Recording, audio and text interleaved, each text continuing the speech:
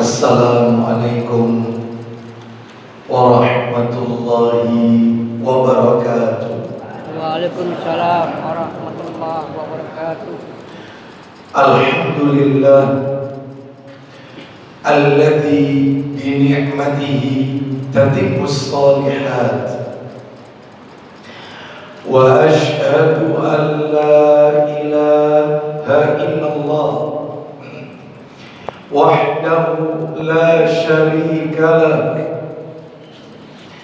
Wa asyhadu anna Muhammadan abduhu wa rasuluh. Ya ayyuhalladzina amanu taqullaha haqqa tuqatih wa la tamutunna illa wa antum muslimun. Amma ba'du, fa inna asdaqal hadisi kitabullah wa khairal hadi hadi Muhammadin sallallahu alaihi wasallam wa syarral umuri muhdatsatuha wa kullu muhdatsatin bid'ah wa kullu bid'atin dhalalah. Ikhwan wa akhwati fillah, bapak-bapak, ibu-ibu, kaum muslimin dan muslimah, jamaah majelis taklim Masjid Ar-Rahman yang semoga dimuliakan oleh Allah Subhanahu wa ta'ala. Dan tentunya kepada segenap pengurus yayasan maupun takmir Masjid Ar-Rahman yang semoga dirahmati oleh Allah Subhanahu wa ta'ala.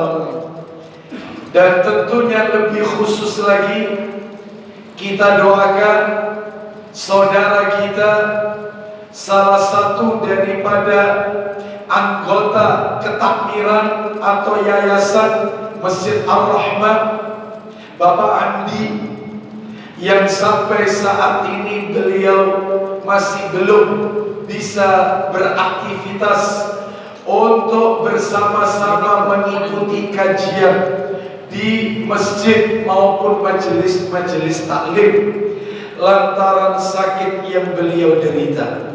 Semoga sakitnya menjadi penyebab diampuni dosa-dosanya, diangkat derajatnya, dan diberikan kesembuhan oleh Allah Azza wa Jalla. Bapak Ibu kaum muslimin dan muslimah rahimani wa rahimakumullah, pagi hari ini tidak ada kata yang patut kita ucapkan melainkan rasa syukur kita kepada Allah Subhanahu wa ta'ala atas segala karunia nikmat yang telah Allah berikan kepada kita.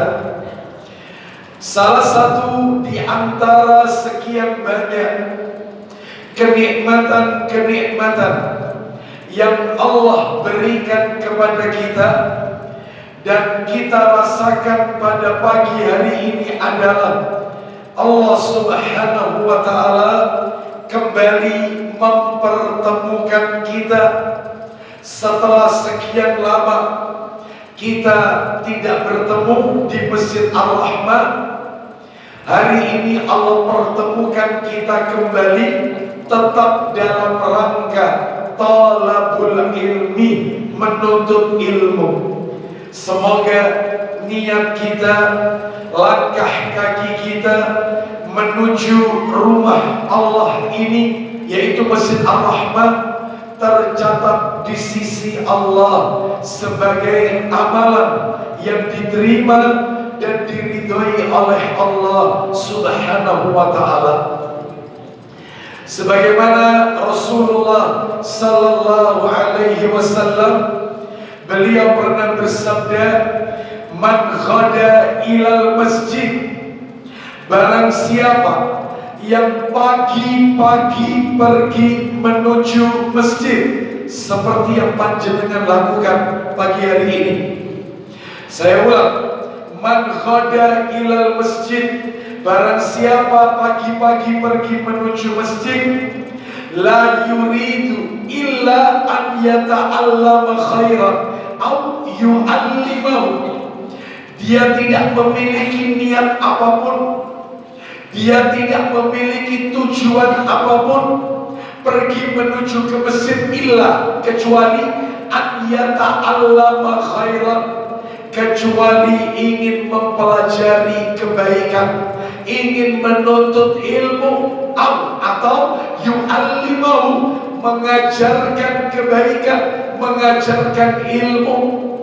Berarti yang disebut oleh Nabi dalam hadis ini dua golongan manusia. Golongan pertama, mereka yang belajar. Golongan yang kedua, mereka yang menyampaikan ilmu, muridnya dan ustadznya. Dua golongan. Dua-duanya kata Nabi, kana lahu ka'ajri hajjin tamman hajjatuhu. Dua-duanya mendapatkan ganjaran pahala seperti pahala orang yang menunaikan ibadah haji, di mana hajinya sempurna, kata Nabi.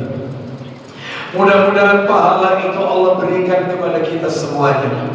Dan mudah-mudahan Allah berikan kita keistiqomahan untuk selalu thalabul ilmi, menuntut ilmu terutama di masjid. Karena menuntut ilmu di masjid lebih utama, lebih mulia di sisi Allah. Menuntut ilmu di masjid itulah yang diajarkan oleh Rasulullah SAW. Bukan berarti menuntut ilmu dari rumah ke rumah itu tidak boleh. Boleh, tidak ada larangan. Bahkan dulu di zaman Nabi, kaum wanita mereka meminta kepada Nabi untuk menyampaikan ilmu, dan Nabi mendatangi rumah mereka, dan wanita berkumpul di rumah itu. Berarti boleh.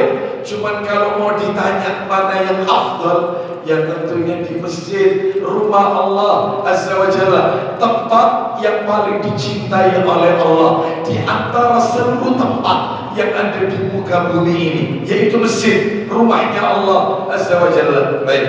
Dan tempat yang paling dibenci oleh Allah dari tempat yang ada di muka bumi ini adalah aswaquha, pasar-pasarnya. Baik. Kita mulai kajian kita, Bapak Ibu sekalian. Hari ini tema kita sifatnya insidentil, tematik.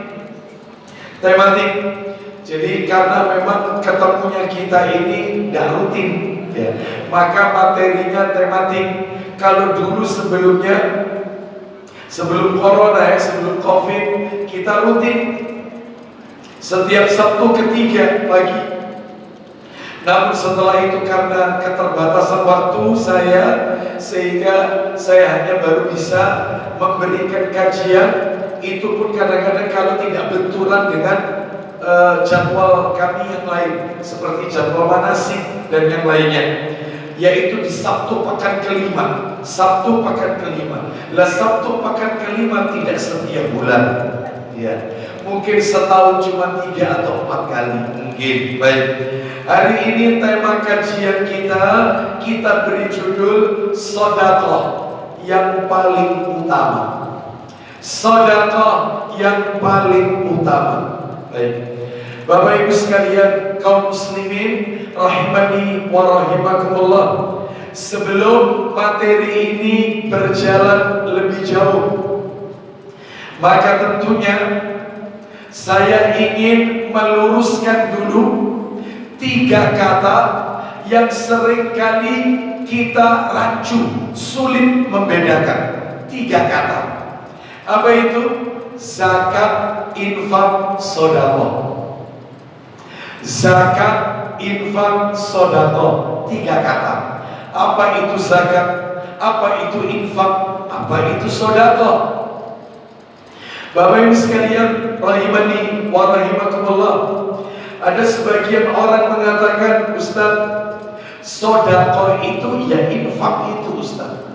Infak itu sama dengan sodako, sodako itu sama dengan infak. Kalau zakat Ustaz beda lagi. Apa betul? Mari kita lihat. Baik, Bapak Ibu sekalian, rahimani wa rahimakumullah.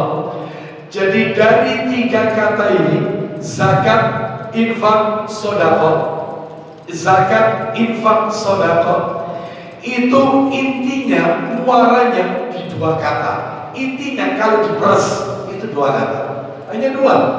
Apa itu? Sodako dan infak, hanya itu. Lalu terus zakat, sabar. Intinya itu kalau diperas cuma ketemu dua, sodako sama infak. Baik, lah sodako, kita bahas sodako dulu. Sodako dulu. Sodako itu di dalam Islam ada dua. Nah, saya ulang ya, zakat, infak, sodako. SIS. Itu kalau diperas muncul dua kata. Satunya sodako, satunya infak. Baik, yang sodako dibagi dua lagi. Nah, apa itu? Sodako wajib sama sodako sunnah. Lah nanti ketemu zakat. Sodako itu ada dua. Ada sodako yang bentuknya wajib, ada sodako yang bentuknya sunnah. Paham? Sudah bisa dipahami di sini? Lihat aja gerakan tangan saya. Enak kok kalau ditulis. Kalau usah ditulis, dibuat diagram aja. ZIS, zakat, infak, sodako. Itu kalau diperas ketemu dua kata, sodako dan infak, dibagi dua. Sodako dan infak. Yang sodako dibagi lagi dua. Ada sodako yang wajib, ada sodako sunnah. Apa itu sodako wajib? Zakat. Sodako yang memakai perhitungan, ada syaratnya. Syaratnya sodako wajib atau zakat ada dua. Yang pertama sesuai dengan nisab, setara dengan 85 gram emas. Yang kedua sesuai dengan haul, sudah berjalan 1 tahun sempurna, yaitu yang namanya zakat, sodako wajib. Ada dalilnya? Ada. Ayo kita dengarkan dalilnya. Sodako wajib, maksudnya zakat. Sebelum tak kasih dalil, saya mau tanya dulu sama panjenengan.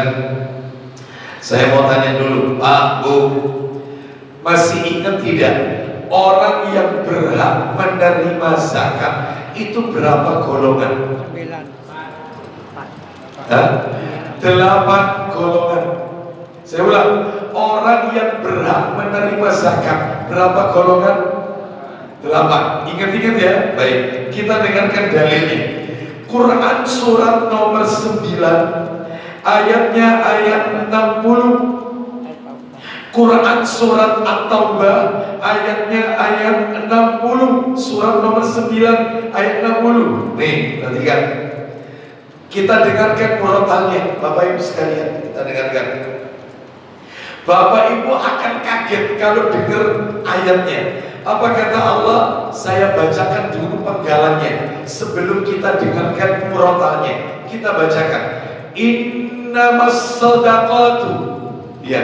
Innamas shadaqatu. Allah tidak mengatakan innamas zakatu. Allah mengatakan, nih lihat ayatnya, innamas shadaqatu. Sesungguhnya artinya bukan sodako. Mestinya kan innamas shadaqatu, sesungguhnya sodako. Ini tidak. Innamas shadaqatu, sesungguhnya zakat. Berarti ada zakat yang wajib. Sodako yang wajib, yaitu zakat. Kita dengarkan. Allah berfirman, surat At-Taubah ayat 60. Kita dengarkan. Lihat awal ayat. Dengarkan awal ayat. Allah berfirman, Innamas shadaqatu lil fuqara'i wal masakin wal 'amilina 'alayha wal mu'allafati qulubuhum وفي الرقاب والغارمين وفي سبيل الله وابن السبيل فريضة من الله والله عليم حكيم. Kita lihat terjemahannya. Allah berfirman pada ayatnya, innamas shadaqatu. Ya, artinya sesungguhnya zakat itu. Berarti ini maksudnya sedekah wajib. Lihat siapa saja yang berhak menerima. Sesungguhnya zakat itu, dihitung ya pakai jari ya. Sesungguhnya zakat itu hanyalah untuk orang-orang fakir, satu. Orang miskin, dua. Ambil zakat, tiga. Yang dilunakkan hatinya mu'alaf, empat. Untuk memerdekakan hamba sahaya atau budak, lima. Untuk membebaskan orang yang berhutang, enam. Untuk di jalan Allah, tujuh. Untuk orang yang sedang dalam perjalanan, delapan. Tutup. Sebagai kewajiban dari Allah, sebagai kewajiban dari Allah. Sedekah sebagai kewajiban dari Allah. Berarti zakat namanya sedekah wajib. Paham sampai di sini? Bisa dipahami kira-kira ya? Bisa ya? Jadi sedekah ada berapa Bapak Ibu? Yang pertama sedekah apa? Wajib. Yang kedua sunnah. Lah khusus untuk sedekah yang sunnah, maka Bapak Ibu akan kaget. Apa kata Nabi dalam riwayat Muslim? Kitabnya saya bawa. Apa kata Nabi? Kullu ma'rufin sedekah. Apa kata Nabi? Setiap perbuatan baik itu sedekah. Jadi sedekah yang sunnah itu tidak identik pakai uang, enggak. Tidak identik pakai harta, enggak. Bahkan kata Nabi, senyum kita kepada saudara kita itu juga termasuk sedekah. Berarti sedekah sunnah tidak harus pakai uang. Senyum kita, bahkan kata Nabi, orang yang menanam tanaman, yang tanaman itu dimanfaatkan oleh makhluk-makhluknya Allah. Contoh, Anda punya tanaman hinggap, yaitu burung atau kupu-kupu atau lebah menghisap saripatinya, Anda termasuk sedekah. Anda punya tanaman mangga, ternyata dimakan sama codot. Ya harus enak, paling enak codot ya, lebih mantap ya, kelelawar ya. Itu termasuk sedekah. Anda punya tanaman pandan, tetangga kita buat kolak, gak pakai ngomong-ngomong, langsung dia mengambil pandan kita. Sudah. Ya itu sedekah. Kita punya tanaman lombok siap panen, tetangga kita beli gorengan, enak petiknya, cetik dipedii, tidak pakai ngomong kita, itu sedekah. Jadi sedekah itu tidak harus fulus. Sedekah sunnah ya, yang sunnah. Kalau sedekah wajib, harta ada hitungannya, istilahnya zakat. Untuk 8 golongan. Paham?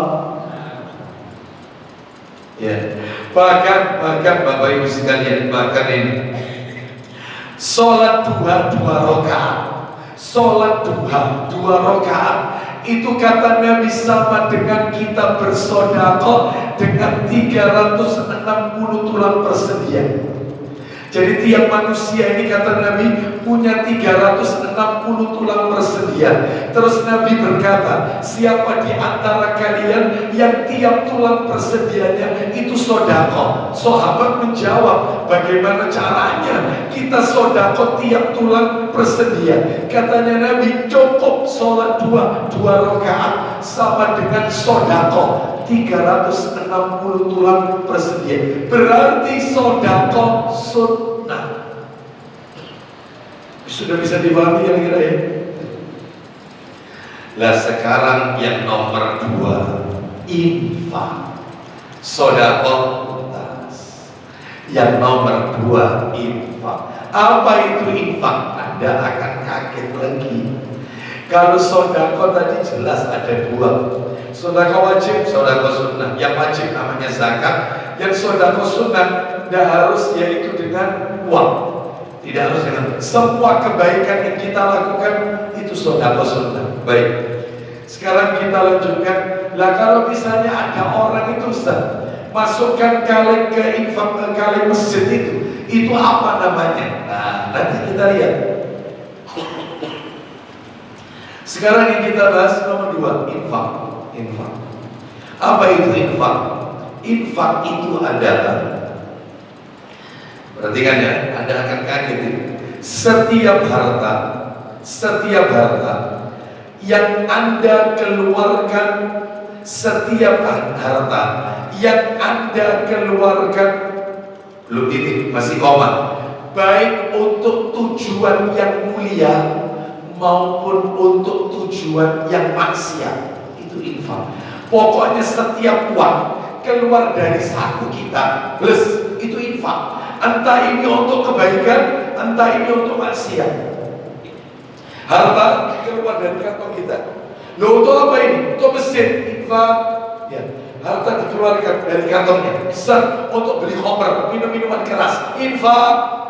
Pokoknya semua yang keluar dari kantong kita itu namanya infak. Ustaz bisa ngasih dalil.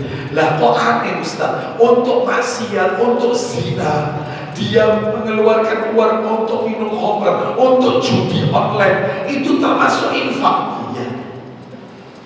Infak. Ada dalilnya. Ayo kita lihat. Allah berfirman di surat nomor 8 Al-Anfal. Surat nomor 8 Al-Anfal. Ayatnya 36. Anda akan kaget. Ya. Surat nomor 8 Al-Anfal ayat 36. Nih kita dengarkan. Saya kasih bocoran dulu sebelum kita dengarkan murotalnya. Di dalam ayat ini disebutkan orang-orang kafir. Orang kafir ini bukan muslim. Orang-orang kafir menginfakkan hartanya untuk menghalang-halangi dirimu Muhammad dari jalan Allah. Jadi mereka mengeluarkan harta untuk menghalang-halangi Rasulullah. Berarti kan tujuannya tidak baik, tapi Allah pakai lafaz orang kafir menginfakkan. Berarti pokoknya setiap harta keluar itu juga infak. Entah itu untuk yang baik sing apik maupun yang tidak baik, itu infak. Ayo kita dengarkan. Al-Anfal 36. Allah berfirman, Al-Anfal 36. Innal ladzina kafaru yunfiquna amwalahum liyasuddu an sabilillah fasayunfiqunaha thumma takunu alaihim hasratan thumma yughlabun walladzina kafaru ila jahannam yuhsyarun. Insyaallah. Kita dengarkan terjemahannya. Sesungguhnya orang-orang yang kafir itu menginfakkan harta mereka untuk menghalang-halangi orang dari jalan Allah. Mereka akan terus menginfakkan harta itu, kemudian mereka akan menyesal sendiri, dan akhirnya mereka akan dikalahkan. Ke dalam neraka jahanamlah orang-orang kafir itu akan dikumpulkan. Jelas orang kafir berinfak tujuannya gak baik, gak bagus. Untuk apa? Menghalang-halangi dari jalan Allah. Oh, yang kayak begini banyak. Ya, hati-hati, hati-hati. Ya, oleh karena itu maka yang namanya infak itu setiap harta yang keluar. Berarti kalau begitu Ustaz, kalau saya punya uang tak pakai untuk bangun masjid, infak. Saya punya uang Ustaz untuk mengumrohkan ibu saya sama bapak saya, infak. Saya punya uang Ustaz, tak pakai untuk membantu saudara kita yang sedang sakit, infak. Gitu. Bahkan itu bisa dinamakan sodako, bisa, tapi sodako yang sunnah, sodako sunnah. Karena kalau yang wajib, sodako wajib, itu hitungannya ada. Makanya sodako wajib tidak boleh untuk bangun masjid, yaitu zakat. Mengeluarkan zakat untuk membangun masjid nggak boleh. Zakat itu diberikan untuk 8 golongan. 8 golongan. Lah salah 8 golongan ini masjid nggak masuk. Loh tadi Ustaz fisabilillah di jalan Allah, masjid ini kan di jalan Allah. Salah. Yang dimaksud fisabilillah mereka yang perang, kehabisan bekal, itu fisabilillah. Mereka yang perang. Jadi kalau kita mengeluarkan zakat untuk saudara kita di Palestina, karena mereka berhadapan dengan orang-orang Yahudi, itu benar. Tapi kalau fisabilillah untuk bangun rumah tahfidz, untuk bangun ponpes, pakai uang zakat, alasannya fisabilillah, keliru. Fisabilillah itu untuk perang. Di jalan Allah itu maksudnya perang. Sepakat ulama. Jadi bukan untuk semua kebaikan, untuk bangun rumah yatim, bangun masjid, bukan. Jadi nggak boleh zakat untuk bangun masjid. Zakat itu untuk 8 golongan. Masjid nggak masuk, anak yatim nggak masuk, fakir miskin, mu'alaf, orang yang banyak utangnya, gharib, terus ambil zakat, terus kemudian tadi diantaranya adalah apalagi tadi fisabilillah, terus kemudian untuk bebaskan budak, satunya untuk ibnu sabil, orang yang kehabisan bekal dalam perjalanan. Mana ada anak yatim? Nggak masuk, karena ada anak yatim sing sugi itu ada. Yatim tapi sugi, tinggal warisan bapaknya. Makanya yatim tidak masuk. Lah kalau selama ini Ustaz saya ngasih anak yatim zakat saya, berarti itu keliru. Ya keliru. Yang benar niatnya dirubah. Saya kasih mereka anak yatim ini bukan karena yatimnya, tapi karena mereka miskin, mereka fakir. Jadi statusnya mereka saya ngasih zakat bukan karena status yatim, tapi status fakir. Kamu tak kasih zakat saya bukan karena kamu yatim, padahal memang betul kamu yatim, tapi karena kamu fakir, kamu miskin, makanya tak kasih zakat saya. Jadi kita kasih karena faktor miskinnya, bukan karena faktor yatimnya. Paham? Paham ya? Lanjut. Anak yatim tak masuk 8 golongan tadi.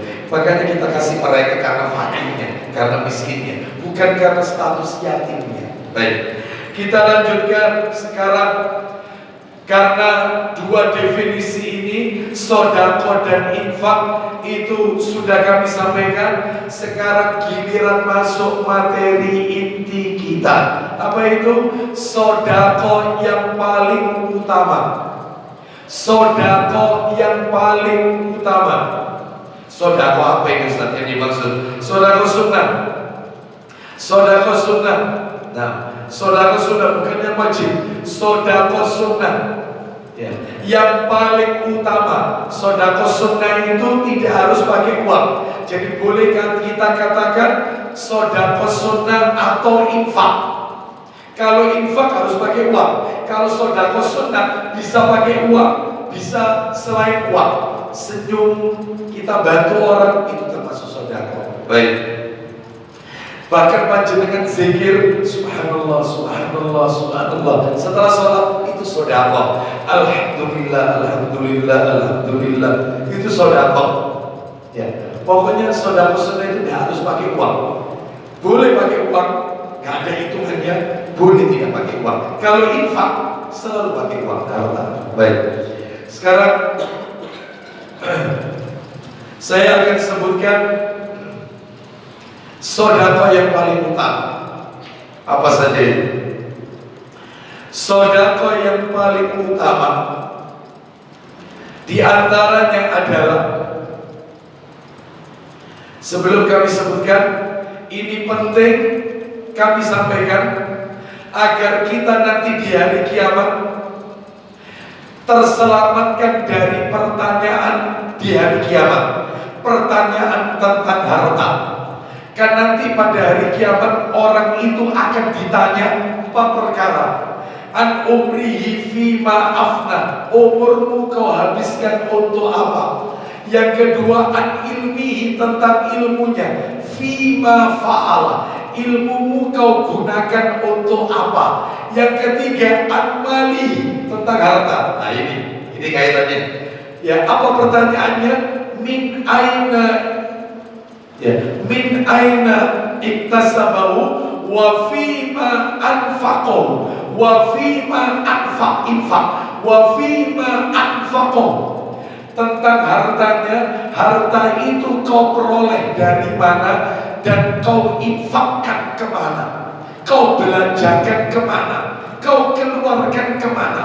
Nah, itu ditanya dari mananya dan kemananya. Terakhir, an-jismihi fima abla, tentang jasadnya, tubuhnya. Allah akan bertanya, tubuhmu itu termasuk capek kita, lelah kita, penat kita, itu ditanya. Gak mungkin orang gak pernah capek, capeknya akan ditanya. Kalau nanti di akhirat, saya capek ya Allah karena sering puasa Senin Kamis, mantap. Saya capek ya Allah, lelah ya Allah karena tidak pernah tinggalkan tahajud. Masya Allah. Saya capek, lelah ya Allah karena selalu ikut kajian taklim di mana-mana. Masya Allah, letihnya, lelahnya untuk Allah. Tapi kalau jawabannya saya capek karena untuk perkara duniawi, saya capek karena bekerja pagi, siang, malam, banting tulang, peras keringat, kepala jadi kaki, kaki jadi kepala. Untuk dunia, time is money, waktu itu uang. Jadi gak kenal masjid, gak kenal Quran, gak ada waktu untuk sholat 2, semuanya uang, uang, uang. Ya. Maka Bapak Ibu sekalian, ya yang kayak begini nanti akan sengsara nanti di hari kiamat. Makanya saya kan sering menyampaikan, ini ditambah dikit ya, tambah dikit. Saya sering kali menyampaikan, gak bosan-bosan. Tolong Pak, terutama bapak-bapak yang bekerja ini, bapak-bapak, tolong mindset kita dalam bekerja harus dirubah. Harus dirubah. Bapak Ibu harus tahu, bekerjanya orang Islam sama bekerjanya orang kafir itu mestinya harus beda. Bapak Ibu pengen tahu kerjanya orang kafir, lihat orang kafir, non muslim. Dia itu kerja mati-matian, banting tulang, peras keringat, wis gak kenal waktu, tujuannya untuk apa?